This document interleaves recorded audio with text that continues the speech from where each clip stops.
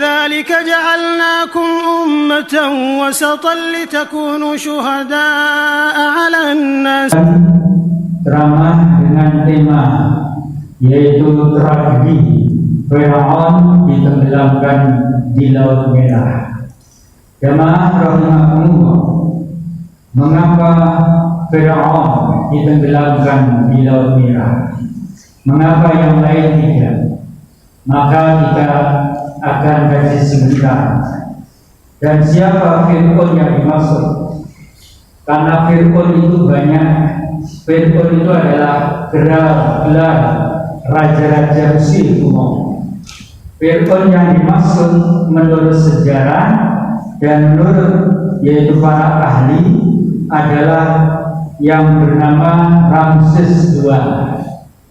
Nah, Ramses II ini lalu diteruskan dengan putranya yang bernama Mirfitnah atau Mirfitah, yang mengatakan begitu.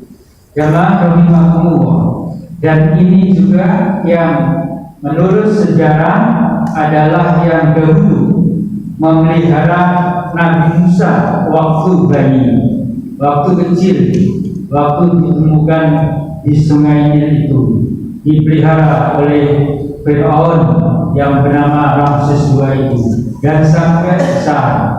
Kemudian Nabi Musa diangkat oleh Allah menjadi Nabi dan Rasul dan berdakwah, mengajak bertauhid, hanya menyembah Allah semata. Tidak ada Tuhan yang wajib disembah kecuali Allah. La ilaha illallah. Tidak ada Tuhan yang wajib disembah, yang wajib diibadahi, dimuliakan, dibesarkan, diagungkan kecuali Allah semata. Namun hadirin yang berbahagia, ajaan Nabi Musa itu adalah banyak ditentang oleh Fir'aun dan oleh kaumnya Fir'aun dan juga yang lainnya, sehingga Fir'aun ini di dalam Al-Quran dijelaskan bahwa mereka yaitu Fir'aun dan bala tentaranya ditenggelamkan oleh Allah di Laut Merah. Firman Allah Subhanahu wa Ta'ala ada di surat Al-Baqarah ayat 50. A'udzu billahi minasyaitonir rajim. Wa in faraqna bikumul bahra fa anjaynakum wa aghraqna ala fir'auna wa antum tanzurun. Dan ingatlah ketika kami membelah lautan untukmu dan kami menyelamatkan kamu dan kami tenggelamkan Fir'aun bersama bala tentaranya, wa antum tanzurun, sedang kamu pada saat itu menyaksikan. Jamaah rahimakumullah, sebab-sebab Fir'aun ditenggelamkan oleh Allah di Laut Merah adalah satu, karena telah melakukan kezaliman yang besar, di mana kezaliman yang besar itu ialah Fir'aun pada saat itu karena atas nasihat dari para tukang sihirnya atau para tukang bedek atau tukang ramalnya, itu mengatakan akan lahir bayi yang akan bisa mengalahkan Fir'aun. Maka pada saat itu Fir'aun memutuskan bahwa seluruh bayi yang lahir, yang laki-laki, harus dibunuh semua. Jadi harus dihabisi semua tanpa ampun, sehingga semua bayi yang lahir pada saat itu tidak ada yang hidup kecuali Musa, yaitu diselamatkan oleh Allah Subhanahu wa Ta'ala dengan strategi yang dibuang oleh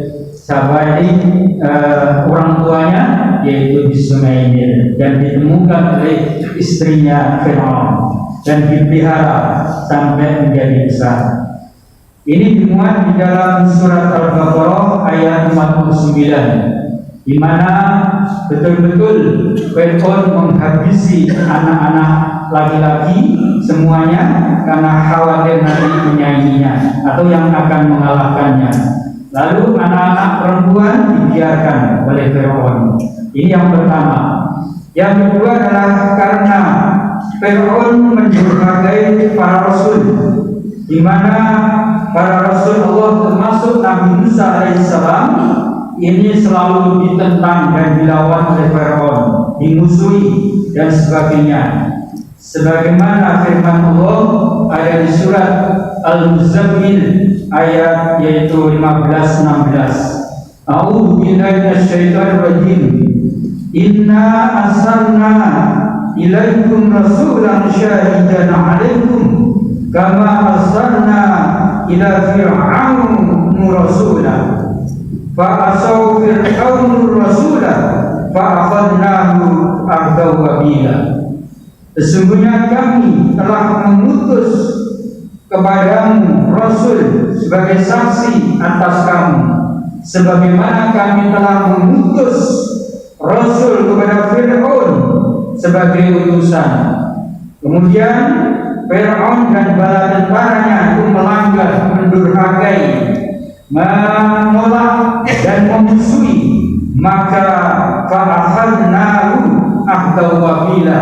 Kami siksa dan kami hancurkan Fir'aun bersama bala tentaranya dengan siksaan yang amat pedih. Ini sebab yang kedua. Sebab yang ketiga adalah yang paling besar, yaitu Fir'aun mengaku sebagai Tuhan. Ini kalau sudah sampai sejauh ini, inilah yang menjadikan kemurkaan Allah Subhanahu wa ta'ala, di mana saat itu Fir'aun mengumpulkan yaitu kaumnya dan mengumpulkan bala tentaranya, lalu mengatakan kepada kaumnya, faqala ana rabbukumul a'la, aku inilah Tuhanmu yang paling tinggi, tidak ada Tuhan selain aku. Itu bahasanya Fir'aun saat itu. Jadi menunjukkan kepada manusia, kepada umat, bahwa dia mengakui dia itu Tuhannya yang paling tinggi, tidak ada Tuhan yang paling tingginya. Nah, karena sudah keterlaluan, maka Allah menyiksanya. Fa'afadahu nakalal akhirati wal ula. Inna fi dzalika la'ibratan liman yakhsha. Ini ada di surat An-Nazi'at ayat 24 sampai 27, di mana karena Fir'aun mengaku dirinya sebagai Tuhan, menandingi Allah, maka Allah tidak membiarkan dia sombong seperti itu, dan Allah tidak membiarkan dia menandingi Allah. Akhirnya Allah mengadab dengan adab di akhirat dan adab di dunia. Jadi dunia akhirat, dunia ditenggelamkan oleh Allah di laut merah, dan di akhirat nanti akan diazab oleh Allah juga di neraka. Hal yang demikian ini menurut Allah menjadi pelajaran bagi kita. Inna fi dzalika la'ibratan liman yakhsha. Hendaklah yang demikian itu menjadi iktibar, pelajaran bagi siapa saja yang takut kepada Allah. Jamaah rahimakumullah.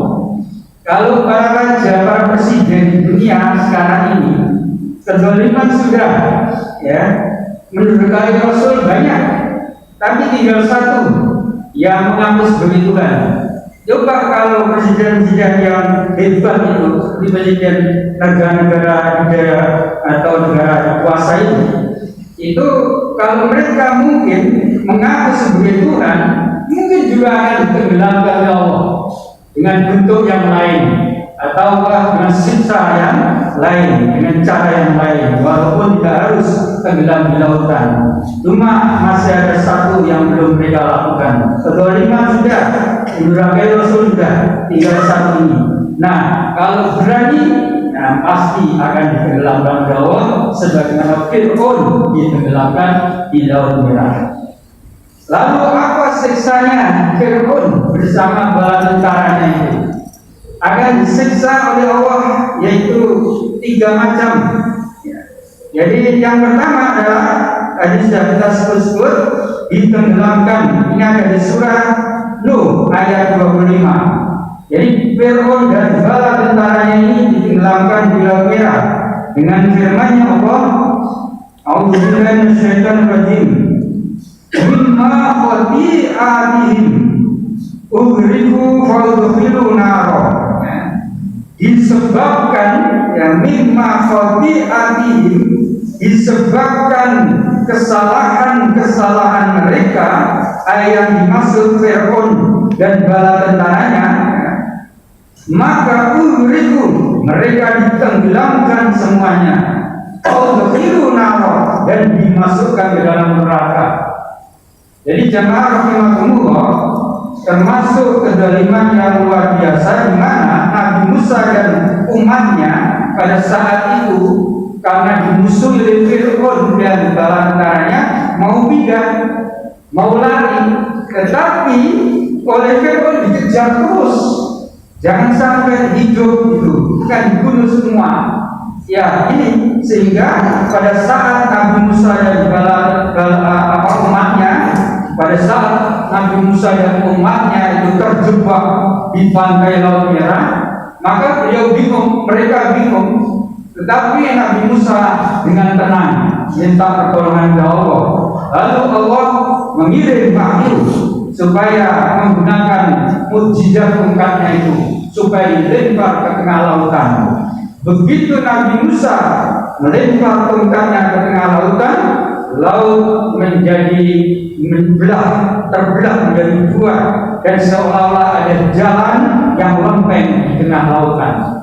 Hingga itulah maka Nabi Musa bersama umatnya menyeberang, dan begitu mendekati pantai berikutnya oleh Allah diperintah lagi supaya mengembalikan laut itu dan dilempar tongkatnya dan laut kembali menyatu lagi. Sementara Fir'aun masih sedang nyebrang di tengah lautan sehingga tenggelam di dalam Lautan Merah.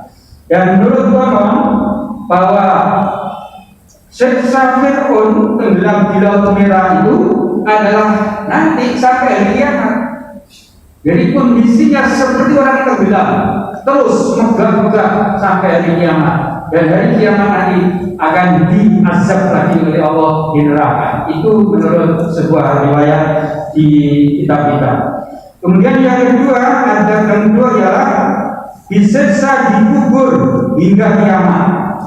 Jadi Fir'aun bersama bala tentaranya itu dikubur juga sudah disiksa oleh Allah sampai hari kiamat nanti. Ada di surat Al-Mu'min ayat 46. Allah Subhanahu wa taala berfirman, A'udzu billahi minasyaitonir rajim. An-naru yu'raduna 'alaiha ghuduwwan wa 'ashiyya wa yauma taqumus saah. Yaitu diperlihatkan neraka.